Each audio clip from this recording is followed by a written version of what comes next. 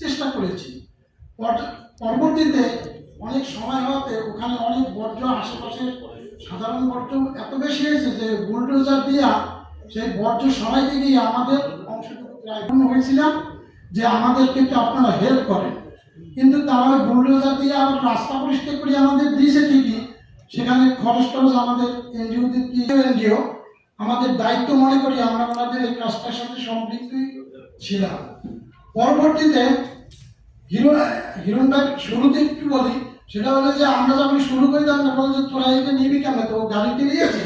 আমরা বলছি যে না হিরণ ভাই আমাদের তো ওরকমের ওই রকম বড় গাড়ি নাই, তবে আমরা ছোট গাড়িতে ক্যারি করে নেব। তোরা শুরু কর, আমি সব ক্লিনিকের ব্যবস্থা করছিল এবং সব ক্লিনিক থেকে আমাদের একটা সহযোগিতা দিত।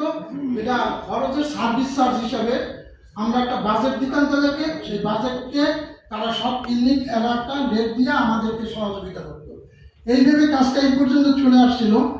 পরবর্তীতে যখন আমাদের আলাদা ডাম্পিং প্লেসের চাই ফান্ড নাই, আমরা হয়তো পর্যায়ক্রমে আমাদের বরিশালের ভূমিকাটা এই ক্লিনিক্যাল ওয়াশমের সার্ভিস যে সহযোগিতা লাগে আমরা আপনাদের পাশে থাকবো।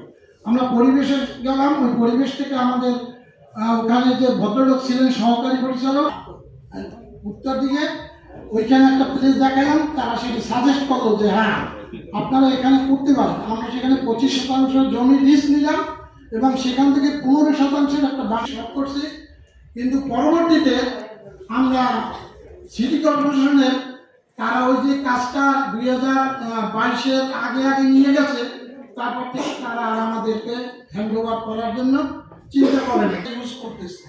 আমাদের অনুরোধ থাকবে আমরা যে কাজ করছি আমরাই যে কাজ করবো তা না, আপনারা অন্য অন্য সিটি কর্পোরেশন দেখেন, সেখানে দেখবেন এইরকম একটা করেন, আপনারা হাসপাতাল আছে, মেডিকেল আছে, এগুলোকে আপনারা দায়িত্ব নেন আর পরিবেশনের উন্নত হবে। ধন্যবাদ। ডায়াগনস্টিক কেউ আছে?